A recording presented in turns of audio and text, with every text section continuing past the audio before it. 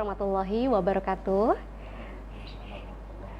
Selamat sore dan selamat datang di program spesial Ramadan, yakni Ramadan Menyapa, yang disiarkan secara langsung di studio RCTV setiap hari sepanjang bulan Ramadan, mulai pukul 16.00 sampai dengan 17.00 waktu Indonesia bagian Barat. Pemirsa, program ini merupakan hasil kerjasama antar RCTV dengan Lembaga Penelitian dan Pengabdian kepada Masyarakat atau LP2M IAIN Syekh Nurjati Cirebon.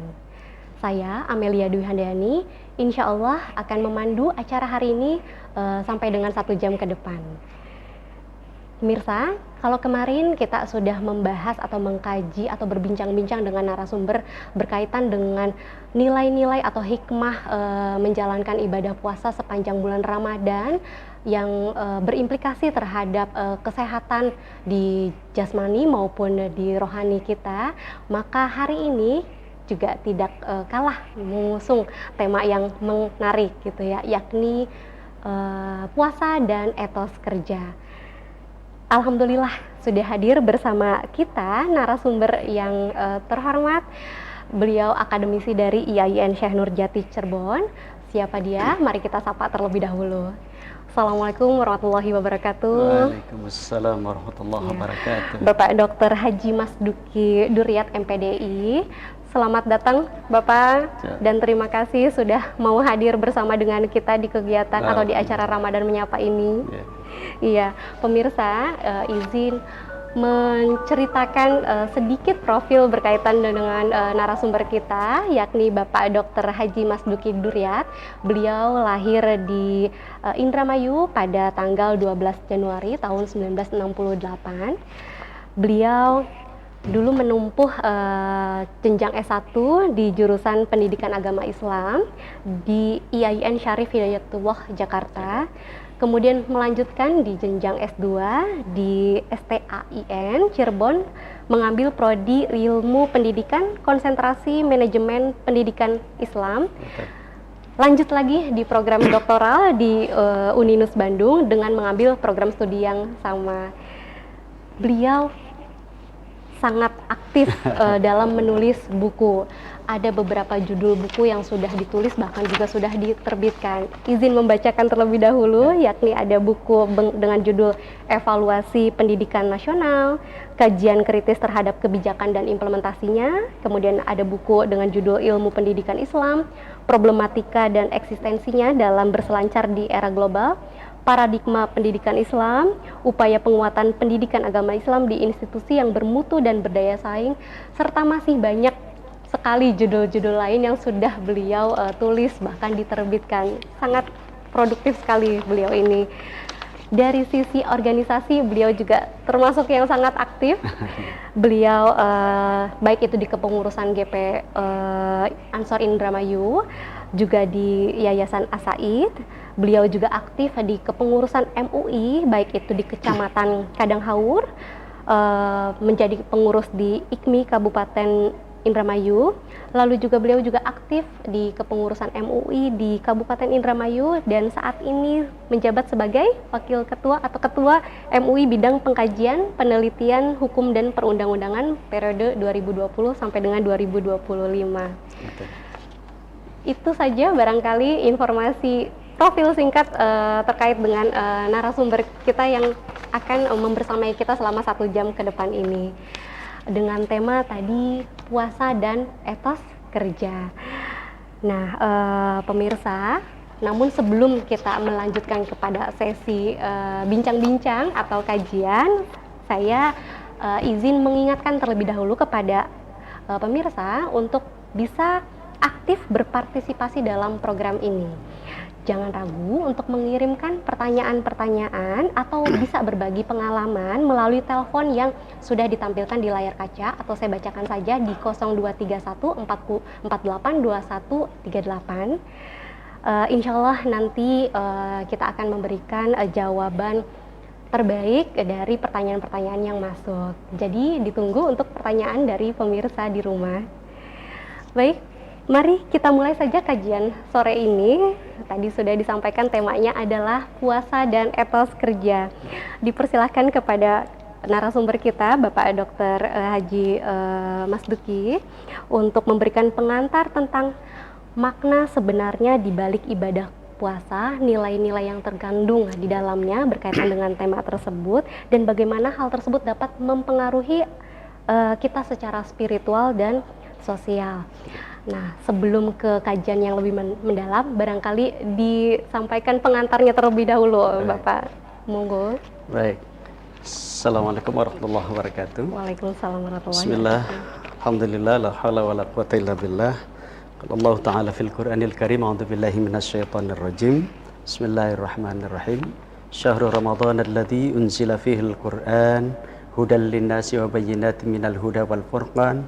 Wa qala aidan wa likullin darajatum mimma amilu wa liyuwaffiyahum a'malahum wa hum la yuzlamun. Shadaqallahul azim. Ini kita bersyukur kepada Allah Subhanahu wa taala. Sore ini kita bisa bertemu dan kita akan coba kaji tentang korelasi antara puasa yang kita lakukan dengan etos kerja. Etos kerja, betul. Ini menarik saya kira untuk coba kita bahas ya. Selama 1 jam ini.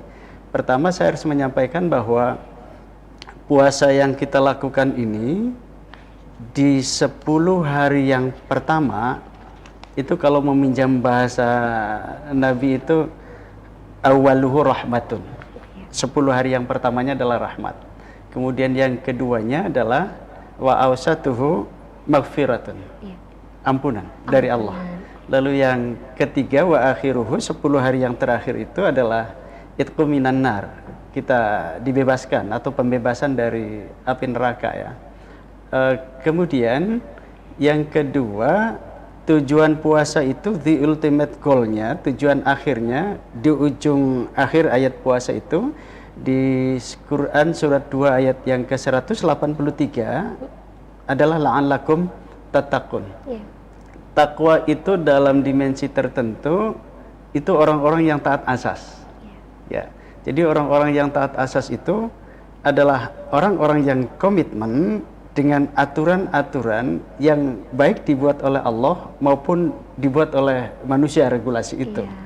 Nah, ketika kemudian ayat ini coba kita kaitkan dengan tadi yang saya sampaikan Al-Ahqaf ya, ayat yang ke-19. Ini cukup menarik, Mbak. Apa yang disampaikan Allah di dalam Al-Qur'an itu, ketika Allah menyampaikan a'udzubillahi minasyaitonirrajim wa likullin darajatum mimma amilu waliyuwaffiyahum a'malahum wa hum la yuzlamun. Jadi posisi, derajat, kemudian makom tertentu, posisi seseorang itu akan sangat bergantung kepada apa yang dia lakukan gitu. Amal usaha yang dia lakukan, upaya yang dia lakukan maksimal atau tidak gitu. Jadi bukan kemudian dalam bahasa Indramayu itu ngerepotin Tuhan gitu ya. Gitu. Jadi kita yang menentukannya. Apakah kemudian kita akan ingin mendapatkan posisi yang terhormat atau tidak? Pada konteks ayat ini, apakah kita nanti tergolong orang-orang yang kafir atau orang-orang yang beriman? Itu sangat bergantung kepada kita. Dan Tuhan itu tidak akan menzolimi kita. Jadi kata orang Cirebon tuh, Tuhan ora bakal sulaya janji. Wahum la yuzlamun. Siapa yang berbuat baik akan dibalas oleh Allah. Siapa yang berbuat jahat juga nanti akan dapat punishment dari Allah gitu kan. Jadi semua bergantung kepada kita semua. Ya, bergantung kepada kita sekalian. Apa yang kita lakukan itu. Nah, maksud saya dari 2 ayat itu, ayat puasa dengan tadi yang Al-Ahqaf ayat yang ke-19 itu, saya kira ada 2 hal yang kemudian cukup menarik ini. Puasa mengajarkan kita untuk menjadi orang yang taat asas. Dalam konteks itu adalah la'allakum tattaqun. Dalam ayat ini kita disuruh untuk mencari, untuk mencapai posisi yang terhormat atau tidak, itu dengan upaya amal yang kita lakukan gitu. Nah, kalau kemudian upaya kita maksimal, nah dalam konteks ini saya kira menemukan momentumnya, apa yang disebut dengan etos kerja itu. Ya, karena etos kerja itu kan sebenarnya adalah motivasi intrinsik seseorang untuk bagaimana dia bisa berbuat lebih baik ke depan. gitu. Iya. Punya semangat, Iya. punya inisiatif, Betul. punya kemauan, Betul. punya cita-cita untuk mencapai prestasi yang lebih baik gitu. Betul. Maka tentu puasa itu kan juga 3 hal yang ingin kita raih selesai puasa itu ya. Iya. Sehingga kemudian kita tidak terjebak pada persoalan yang sifatnya rutinitas Betul, gitu. iya. Jadi puasa tiap tahun tapi kemudian asarnya bekasnya tidak ada Tidak gitu. ada, Nah, ini iya. kan persoalan saya kira ya, Iya. persoalan. Nah, sehingga ini cukup menarik juga nanti yang 3 hal itu coba kita Iya. bahas. Saya kira apa yang disampaikan oleh Prof. Jalaluddin Rahmat ya dalam sebuah tulisannya, beliau menyampaikan bahwa ketika di ujung akhir ayat puasa Tuhan menyampaikan walitukmilul iddata walitukabbirullaha ala ma hadakum wala'allakum tashkurun. Itu saya kira luar biasa itu, Mbak. Kenapa? Pertanyaannya, selesai puasa kita disuruh masih membesarkan Allah lagi. Kenapa selesai puasa kita masih disuruh untuk bertakbir lagi? Padahal kan bukankah dalam sholat kita sudah membesarkan Allah dengan mencoba untuk mengecilkan persoalan-persoalan dunia ya. Kemudian ketika kita mengkaji ayat-ayat Al-Quran malamnya tadarus, bukankah kita sudah membesarkan Allah dan mengecilkan kalam-kalam manusia? Puasa juga begitu kan? Kita sudah membesarkan Allah dan mencoba untuk mengecilkan peran hawa nafsu. Nah, tapi kenapa pada ayat ini kita masih disuruh untuk bertakbir, membesarkan Allah? Nah, ternyata jawabannya sangat sederhana. Kita masih terjebak pada rutinitas. Selesai puasa, lalu kemudian kita tidak kembali pada kejadian asal yang fitrah, tapi kembali kepada kebiasaan asal. Itu ya. Jadi yang biasa gibah lagi gitu kan. Yang biasa sama teman tidak akur juga balik lagi perilaku itu. Nah, ini saya kira sebuah persoalan. Kemudian ketika kita puasa berusaha untuk etos kerjanya tinggi, tapi kemudian selesai puasa balik lagi pada kebiasaan asal itu. Asalnya. Ini saya kira persoalan tersendiri ya. Nah, Bapak, barangkali lebih dalamnya nanti kita akan kembali setelah jeda pariwara yang akan muncul terlebih dahulu. Jadi pemirsa jangan kemana-mana, kita akan kembali lagi bersama beliau setelah jeda pariwara berikut.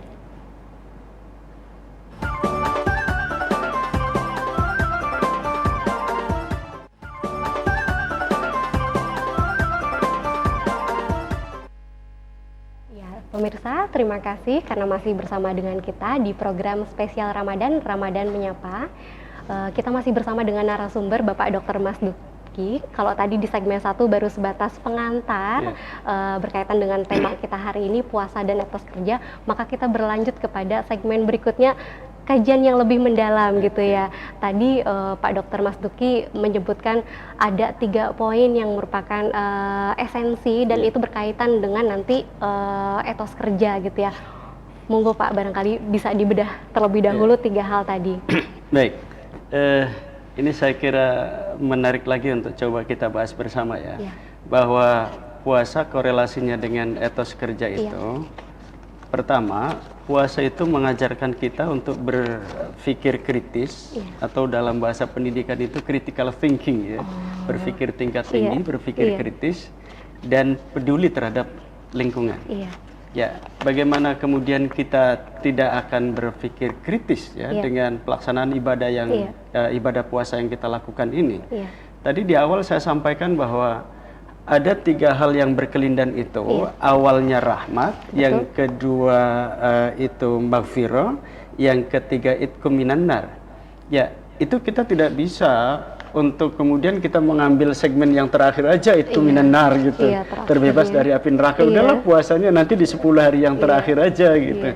Itu kan nggak akan bisa. Atau kita memilih yang kedua saja gitu untuk dapat maghfirah, ampunan dari Allah. Maghfirah tidak akan bisa kita raih kalau kemudian kita tidak dapat rahmat dari Tuhan gitu kan.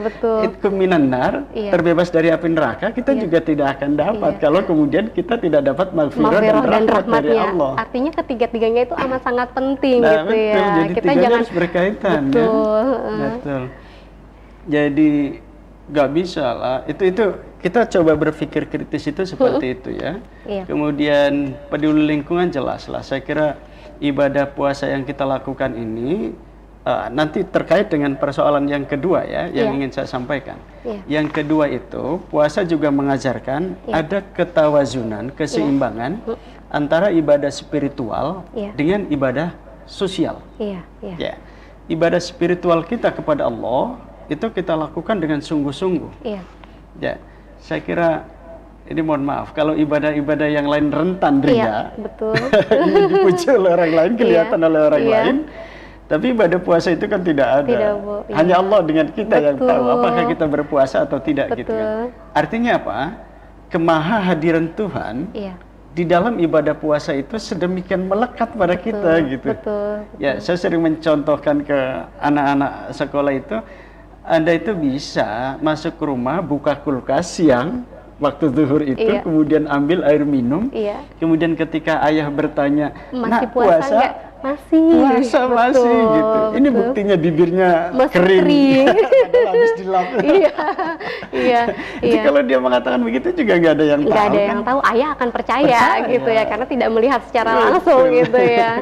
Tapi kan tidak dilakukan. Betul. Kenapa? Karena kemahahadiran Tuhan itu betul-betul ada hadir pada kita ketika melaksanakan ibadah puasa.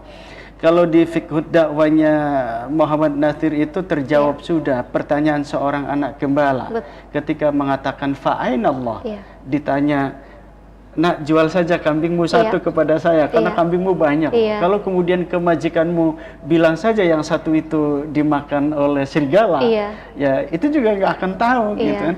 Itu sampai 3 kali itu pertanyaan yang disampaikan oleh Khalifah Umar ya. Tapi kemudian sang gembala itu mengatakan, anak gembala itu yang terakhir dia menjawab fa'ainallah, 2 kata itu aja. Dan itu membuat Umar bulu kuduknya berdiri. Di mana Allah Subhanahu wa taala gitu. Lalu kemudian buru-buru membawa anak ini ke hadapan majikannya. Lalu kemudian dia mengatakan, "I'taqadka fid dunya hadhil kalimah wa arju an tutikuka yaumal qiyamah." Itu kan keren sekali kan. Jadi kalau saja di luar puasa kita berani untuk mengatakan fa'ainallah dengan ibadah spiritual yang kita lakukan ini, kelihatannya Mbak, kayaknya polisi juga pada pensiun ya. Hakim-hakim juga buru-buru pensiun muda karena mereka nganggur gitu. Tidak ada yang kasus ditangani gitu. Kenapa? Karena setiap individu kita, setiap diri kita merasa ada dimonitor oleh Allah, diawasi oleh Allah. Itu saya kira ibadah spiritual yang luar biasa. Yang luar biasa gitu ya. Justru substansinya ada di situ gitu ya. Bagaimana ketika kita merasa dimonitoring, maka pada akhirnya perilaku kita itu akan terjaga gitu ya, terjaga supaya tidak dianggap melenceng, maka ya mau tidak mau akan lurus gitu ya Pak ya. Cuma persoalannya ya itu di kita itu. Puasanya ya, ibadah spiritualnya oke. Tapi mohon maaf, ini Political and Economic Risk Konsultansi Hong Kong, PERT, Hong Kong, itu masih menempatkan kita menjadi negara yang terkorup di Asia loh Mbak. Wah. Masyarakat Transparansi Internasional juga masih menempatkan kita menjadi negara yang nomor 6 terkorup di muka bumi ini. Itu berkorelasi terhadap apa tuh Pak? Tadi spiritual yang mendalam itu ternyata tidak dapat gitu ya Pak ya. Jadi kalau bahasanya UNESCO dalam konteks pendidikan itu kan learn itu kan harus ada 4 pilar ya. Pertama learning to know, to do, to be, and learning to live together. Yang lemah di kita itu ya to be-nya itu. Jadi ibadah kita itu kadang hanya live service atau kemudian kita terjebak pada formalisme dalam beragama, hanya formalistik, tidak beragama itu pada persoalan esensi, isi, esensial. Ya, ini mohon maaf kalau bahasa Cirebon atau bahasa Indramayu itu banyak orang yang sering mengutamakan kutang BH ketimbang isinya. Mohon maaf, padahal yang penting kan isinya. Ya, yang penting kan isinya. Apa sih makna BH gitu kan, wadah itu kan nggak penting. Walaupun pada konteks organisasi saya kira 2 hal itu memang penting antara wadah dengan aktivitas. Tapi maksud saya jangan sampai kita tidak mengutamakan esensi, kemudian mengesampingkannya, tapi hanya mengutamakan casing, terjebak pada formalisme dalam beragama. Jangan-jangan Ya itu tadi, kita sekian tahun ya, sekian puluh tahun berpuasa, tapi kemudian ini hanya ritualistik saja gitu. Saja, nah ini kan persoalan. Betul, itu jadi, menjadi persoalan. Saya kira ini momentum lah, mudah-mudahan tahun ini ibadah spiritual kita itu betul-betul kemudian numusi, dalam bahasa Amin Rais itu numusi. Numusi itu apa ya? Netes pada diri kita, ada perasaan kristal yang kemudian betul-betul menginternal dalam diri kita, sehingga kemudian pada konteks yang kedua ini ibadah spiritual itu akan berpengaruh pada ibadah sosialnya gitu ya, Pak. Jadi dia tidak hanya solid secara spiritual, tapi juga solid secara sosial gitu ya, Pak, kan? Nah ini juga saya kira hal yang harus terus kita gaungkan, bahwa umat Islam itu, ini bukan berarti ibadah spiritual tidak penting ya. Maksud saya bahwa ibadah spiritual yang kita lakukan itu harusnya berkorelasi atau berdampak, ada min athari sujudnya gitu loh, ada bekas sujudnya ya, pada ibadah sosial yang kita lakukan gitu ya. Sekarang ini kan, ini mohon maaf, saya bukan berarti tidak setuju bahwa umat Islam 2-3 kali berangkat haji ya, silahkan aja nggak apa-apa lah. Tapi yang wajibnya kan sekali. Ada hal yang jauh lebih penting. Jangan sampai kita berangkat haji berkali-kali, tapi ada pembiaran terhadap tetangga kita yang tidak mau sekolah. Tidak bisa sekolah karena terganjal, terkendala biaya untuk bayar kuliah misalnya. Atau ada tetangga sebelah yang mati pelan-pelan karena tidak punya biaya rumah sakit, dia tidak bisa bayar BPJS, lalu kemudian kita diam saja. Nah dalam konteks seperti ini juga Nabi sampai mengatakan tidak sempurna itu iman seseorang kalau kemudian dia kenyang, sementara ada tetangga sebelah tidak bisa tidur karena kelaparan. Nah puasa itu pada dimensi yang sosial tadi itu mengajarkan kita untuk itu. Makanya Pak Dokter tadi menyebutkan ada keseimbangan gitu ya, perlu ada keseimbangan di antara spiritual maupun sosialnya gitu ya. Dan tadi sudah diingatkan kepada kita gitu ya. Ini langsung nih refleksi ke diri pribadi gitu ya. Wah, kalau kita bicara kuantitas bisa gitu ya, berkali-kali berangkat umroh, berangkat haji gitu ya. Kita mengejarnya kepada sisi kuantitas gitu ya. Tapi kita tidak peka terhadap lingkungan kita. Kalau tadi diingatkan tetangga ternyata masih banyak yang kesusahan gitu ya, dari sisi ekonomi maupun hal lainnya, ternyata kita perlu memprioritaskan mereka juga gitu. Dan ternyata itu letak ibadah sosial yang perlu untuk muncul. Momentum puasa inilah harus dikristalkan gitu ya Pak ya. Ada kiat-kiat, kan kita sampai dengan punya kesadaran itu, kita kan harus terbentuk dulu kesadarannya ya Pak Dokter ya, sampai dengan bisa peka juga terhadap sosial. Bagaimana sih pada akhirnya membentuk kesadaran terlebih dahulu gitu di diri kitanya nih, sebelum kepada akhirnya perilaku kan kitanya sadar dulu gitu. Ini pertanyaan luar biasa ini. Ini terkait dengan persoalan etos kerja ya. Etos kerja itu tadi saya sampaikan. Ada kemauan dari diri untuk meningkatkan motivasinya, untuk meningkatkan inisiatifnya, untuk meningkatkan semangatnya, kemudian kepedulian, inisiatif, dan tentu ke depan dia visioner.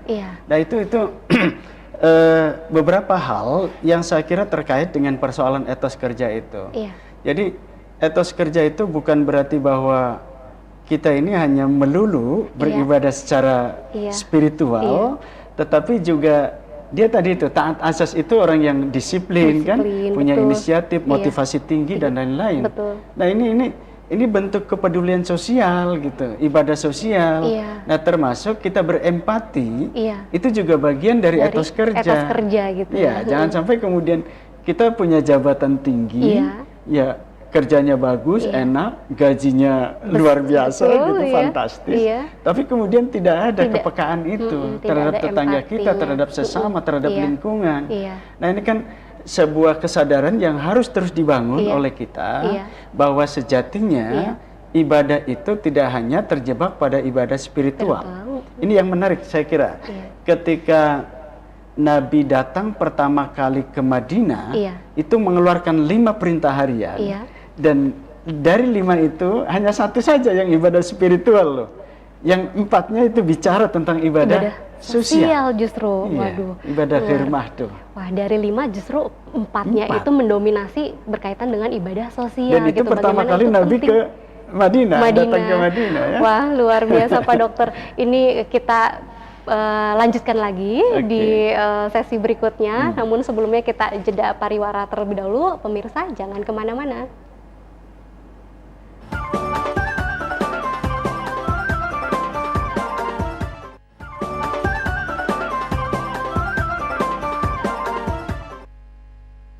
Ya pemirsa, terima kasih karena masih bersama dengan kita. Sebelum kita memulai berbincang-bincang dengan narasumber kita hari ini, saya izin mengingatkan terlebih dahulu bahwa pemirsa bisa ikut berpartisipasi dalam program ini. Jangan ragu untuk mengajukan pertanyaan kepada beliau gitu lewat telepon 0231 482138 atau nomornya sudah tercantum di layar kaca masing-masing. Dipersilakan untuk bertanya langsung kepada beliau. Nah, sembari menunggu pertanyaan dari pemirsa, kita lanjutkan obrolan yang tadi Pak Dokter Mas Duki. Kalau tadi sudah disampaikan terkait dengan etos kerja, bagaimana justru momentum di Ramadan kita perlu membuktikan etos kerja itu dengan lebih maksimal gitu ya, bukan dijadikan sebagai momen untuk melemahkan etos kerja kita gitu. Nah, monggo gimana Pak? Iya, ini ada stigma yang selama ini juga apa ya menghantui kita gitu. Ketika misalnya ada kata-kata bahwa tidurnya orang yang berpuasa itu beribadah, gitu kan. Wah, saya kira kalau ini dianggap sebagai sesuatu hal yang bisa dijustifikasi sebagai landasan hukum, ya itu bahasanya daripada gitu. Maksudnya daripada melek, nggak tidur tapi kemudian tidak produktif, ya, atau ya berbuat yang tidak baik, ya udah lebih baik tidur kan. Tapi tidak berarti bahwa kita memaknai puasa itu dengan tidur-tiduran, bermalas-malasan gitu, kemudian tidak produktif. Maka yang ketiga tadi saya ingin melanjutkan ya. Yang pertama tadi berpikir kritis dan peduli kepada lingkungan. Lalu yang kedua ada keseimbangan antara ibadah spiritual dan ibadah sosial. Nah, yang ketiga ini saya kira juga ini nanti terkait dengan persoalan etos kerja lagi ya. Bahwa puasa itu mengajarkan kita untuk berinovasi. Ini kata inovasi juga kalau bahasanya Prof. Renal Kasali di buku Disruption. Itu sampai mengatakan inovasi itu kejam.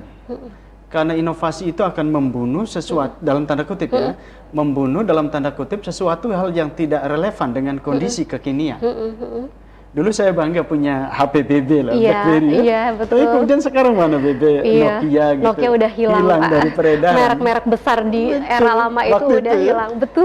Kenapa kemudian hilang? Karena tidak inovatif. Tidak inovatif. Tidak memberikan pelayanan yang kemudian memberikan kepuasan ke pelanggan yang apa yang dia inginkan. Di kondisi saat ini gitu ya. Di kondisi saat ini, apalagi di era digital semacam ini.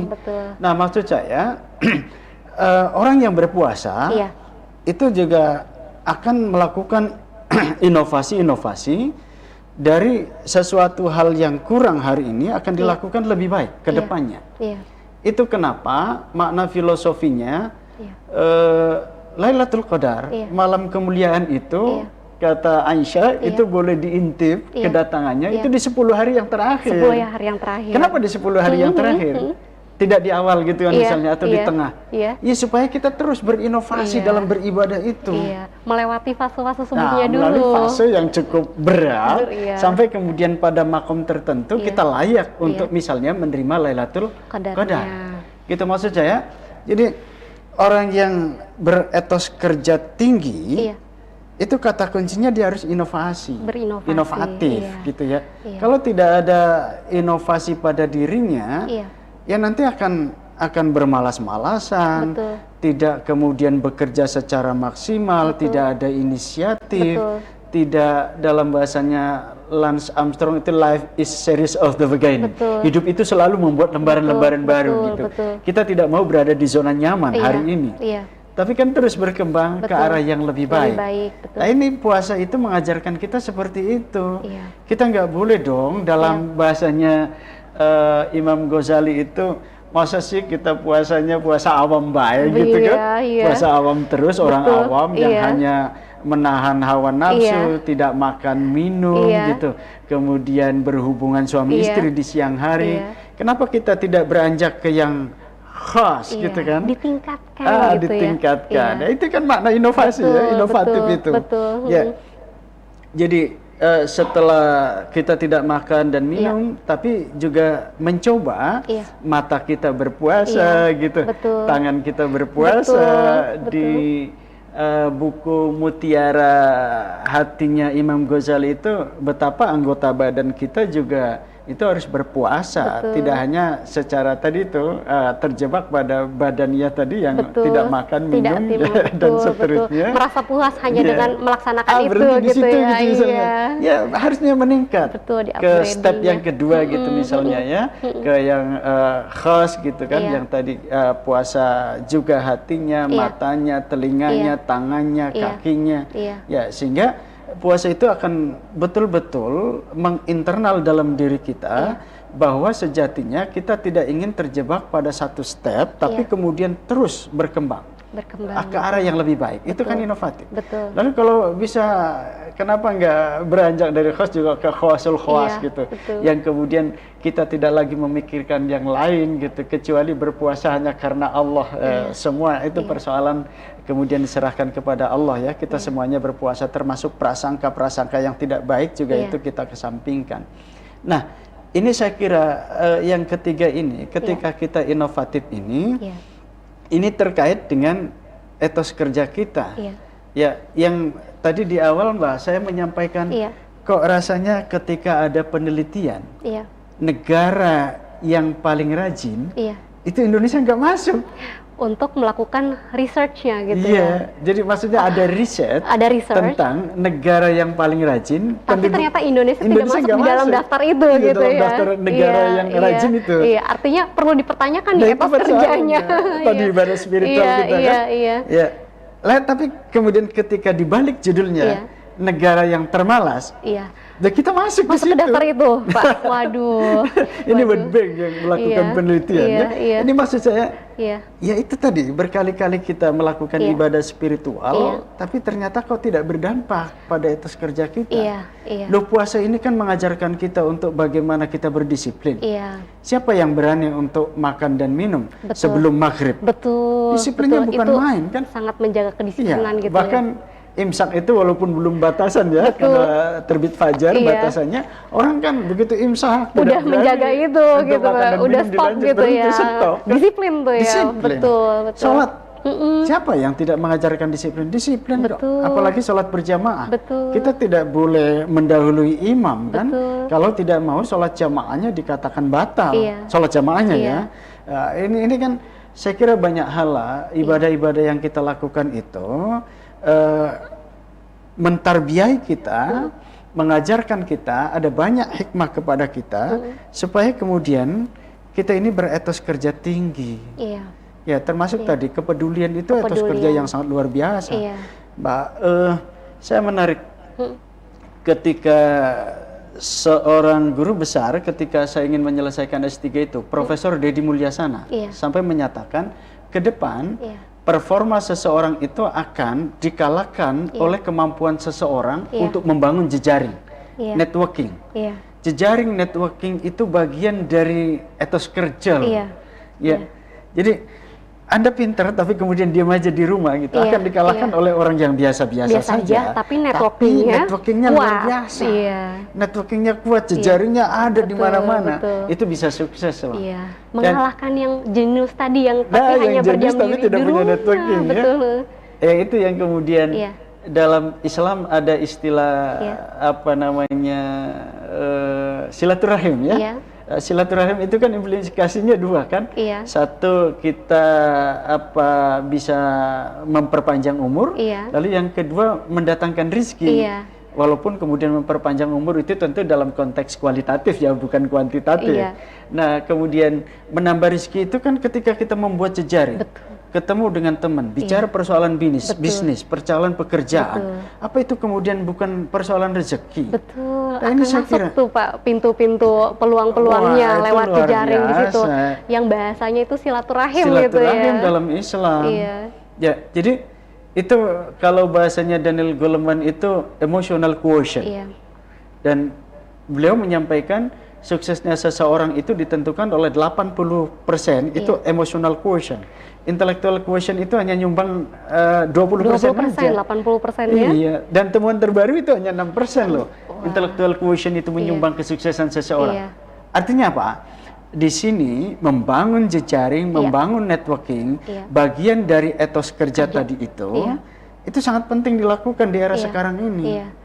Dan membangun jejaring di era digital ini kan sangat penting sekarang. Sangat penting dan justru dimudahkan. Justru dimudahkan. Bisa dari rumah kan? Betul. Kita silaturahimnya. Betul. Kalau dulu tanpa ada internet atau platform digital gitu ya, kita ketika bersilaturahim harus datang langsung gitu ya. Tapi kalau sekarang kan bisa dengan platform dengan sentuhan internet saja gitu ya. Itu artinya peluang untuk melakukan networking jejaring di era digital itu dimudahkan justru ya. Dan itu merupakan bentuk dari etos kerja. Artinya, karena kita harus visioner loh Mbak. Betul. Jadi artinya kita tidak terjebak pada yang konvensional. Sekarang ini ketika dinamika masyarakat sedemikian cepat perubahannya, kita harus menyesuaikan itu. Bahkan perubahannya sekarang kan nggak linear, lompat-lompat ya. Betul. Nah, itu kita juga harus melakukan antisipasi. Sekedar contoh kecil ini. Saya kalau menjelang ini berakhir Ramadan, jalan sama ibu kan ke belanja lah. Itu betapa kaget. Toko busana yang biasa langganannya, ternyata sampai sana tutup. Padahal kita jauh-jauh dari Indramayu ke Cirebon kan. Ketika ketemu dengan Pak Haji sang pemilik toko, beliau menyampaikan, mohon maaf toko kami tutup karena kalah dengan toko online gitu. Toko-toko yang digital itu tidak memanfaatkan atau tidak melakukan inovatif sebagaimana yang tadi Pak Dokter sampaikan sebagai kata kunci ketiga gitu dari ibadah puasa. Nah, kita nanti akan melanjutkan di sesi berikutnya bincang-bincang yang masih sangat menarik dan pasti akan lebih menarik gitu ya.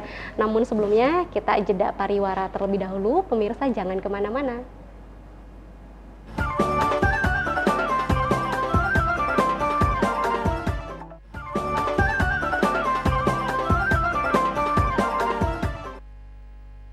Ya pemirsa, terima kasih karena masih bersama dengan kita dan juga bersama dengan narasumber kita, Bapak Dr. Mas Duki.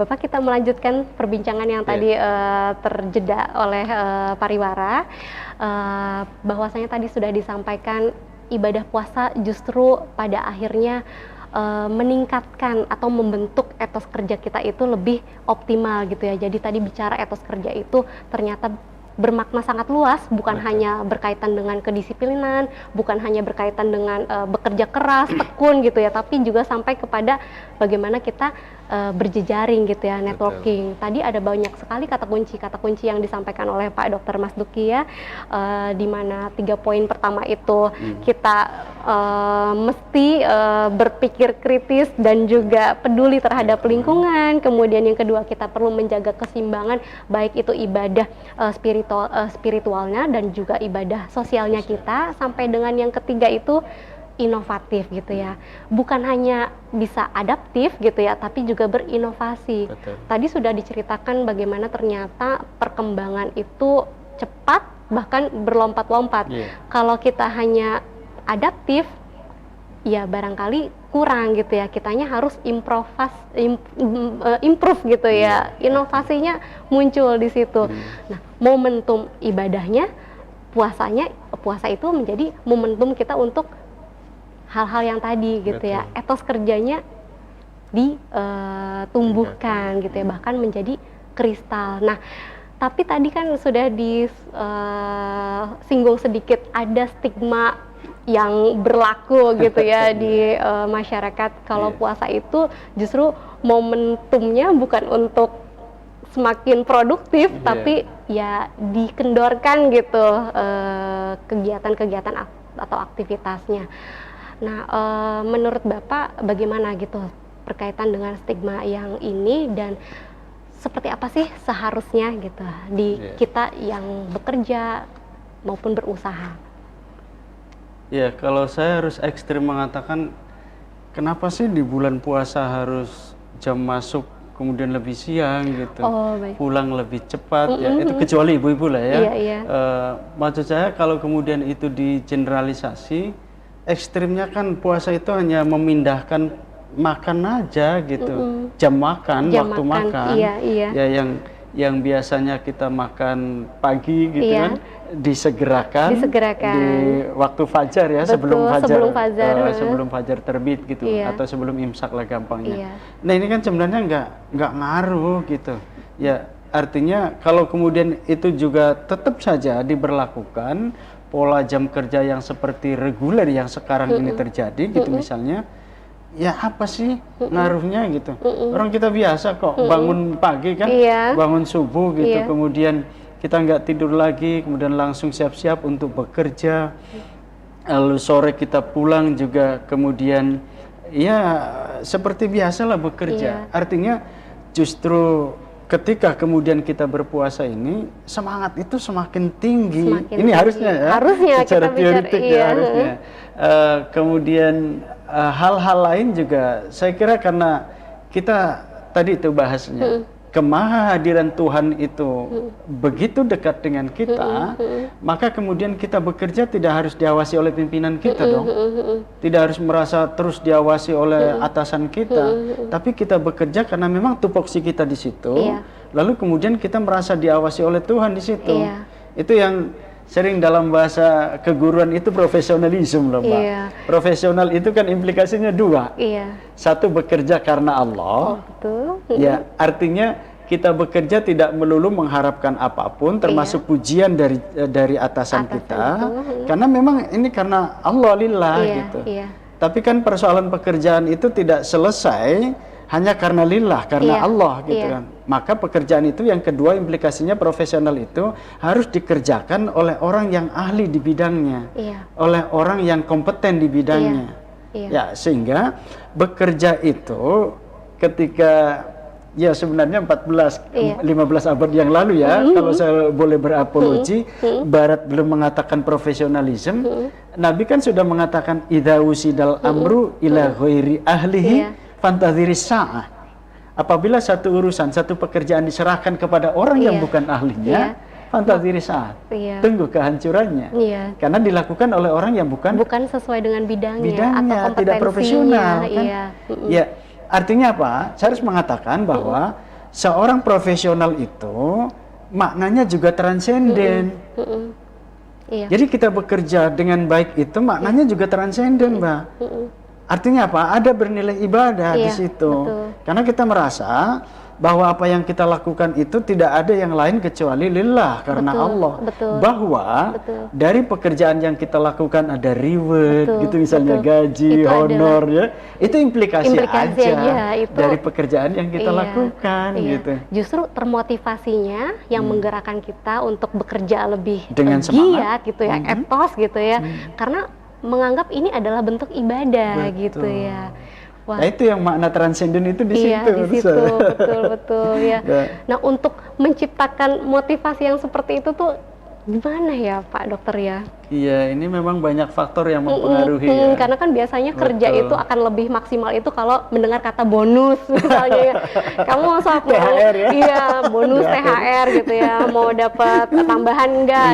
Sok kerjanya lembur gitu ya. Nah kan ternyata justru triggernya itu adalah dari hal-hal yang tadi disampaikan, sebetulnya itu adalah implikasi aja gitu ya. Core-nya kan ada di ibadah. Gimana tuh kira-kira Pak Dokter? Iya. Jadi memang ada banyak faktor yang mempengaruhi etos kerja seseorang itu ya. Faktor keluarga itu juga sangat berpengaruh. Di tengah keluarga yang sangat rajin, sangat disiplin, itu tentu akan berpengaruh pada pembentukan kepribadian seseorang gitu. Kemudian justru yang lebih luas juga tentu dalam konteks lingkungan ya. Ini juga berpengaruh kan. Bagaimana orang Jepang itu kan pagi-pagi semangat sekali, seolah tidak ada kesempatan untuk jalan biasa itu santai gitu kan. Ya, kayak dikejar-kejar oleh waktu gitu. Maka ketika saya kuliah di Jakarta itu, kata orang Betawi, Yang penting Iya. kita pagi-pagi keluar aja, keluarnya kemana gitu. Yang penting Itu pulangnya urusan sore. nanti gitu ya. Jadi ukurannya tuh bukan apa yang dilakukan gitu ya. So kalau diem aja di rumah nanti kelihatan nganggurnya itu Iya. loh, nggak produktif sekali gitu. Iya, justru Ada. Dan yang paling lingkungan ya. penting tentu faktor yang paling berpengaruh terhadap etos kerja itu adalah motivasi intrinsik dari dalam Iya, dirinya. dari dalam diri Iya. ya. Kalau dari dalam dirinya tidak mau ada perubahan, tidak mau maju Iya. gitu, ya tidak mau berkembang, tidak punya visi, ya susah, Pak. Iya, Jadi harus ditanamkan pada diri kita itu untuk memiliki motivasi yang cukup tinggi. Ya saya kira kalau sudah besar kan motivasi intrinsik bukan ekstrinsik ya. Betul. Jadi kita bekerja ingin maju untuk mencapai tadi bahasa saya wali kullin darajatin mimma amilu wali yuafiyahum a'malahum wa hum la yudlamun itu ya harusnya dari diri kita bukan dari aspek lain, dari orang lain, dari lingkungan gitu. Kecuali anak-anak ya. Kalau anak-anak itu pasti reward dari luar gitu, rangsangannya gitu. Nah, kalau kamu ranking 1 akan dikasih apa gitu? Iya, kamu mau apa mau gitu apa, ya? Nanti sepeda diberikan gitu ya. misalnya. Tapi buktikan dulu kamu ranking 1 gitu ya. Tapi kalau sudah kuliah kan harus begitu. Harusnya tidak begitu ya, Pak. Kalau sudah bekerja kan nggak begitu kan? Iya. Dari diri kita dulu, dari kita motivasinya intrinsik dari dalam, supaya kemudian kalau ini tertanam, ya insya Allah kita akan maju lah. Tadi saya menyampaikan bahwa justru perang Badar itu terjadi di bulan Ramadan. Betul. Di bulan puasa. Mereka sedang berpuasa, tapi kemudian memiliki aktivitas yang taruhannya nyawa gitu, bukan main-main. Perang. Betul. Tapi ketika perang selesai, Nabi mengatakan kita baru saja menyelesaikan jihad asghar, jihad kecil, menuju jihad akbar, jihad yang lebih besar dari perang ini. Apa itu? Memerangi hawa nafsu. Betul, itu challenge banget luar biasa maksud saya. Apa yang difragmentasikan ketika zaman Nabi, justru ketika berpuasa itu tidak menafikan kita melakukan kegiatan yang lebih produktif. Dakwah untuk mengembangkan Islam itu kan kegiatan yang lebih produktif. Saya kira kalau tidak di perang yang dilakukan oleh Kanjeng Nabi dan pasukannya, kemudian Islam tidak berkembang dengan cepat yang dilakukan oleh Nabi itu, saya kira dakwah tidak akan sampai ke Indonesia, ke Cirebon, ke Indramayu kan. Ya itu kan salah satu perjuangannya yang dilakukan oleh Nabi dan pasukannya dan pengikutnya. Dan begitu tingginya terus kerja itu, semangat kerja itu tidak menghalangi mereka gitu. Jadi yo aja anak bahasa puasa turu bae lah gitu.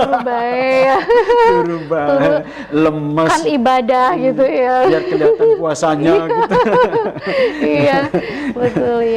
Jadi nggak bisa lah, tetap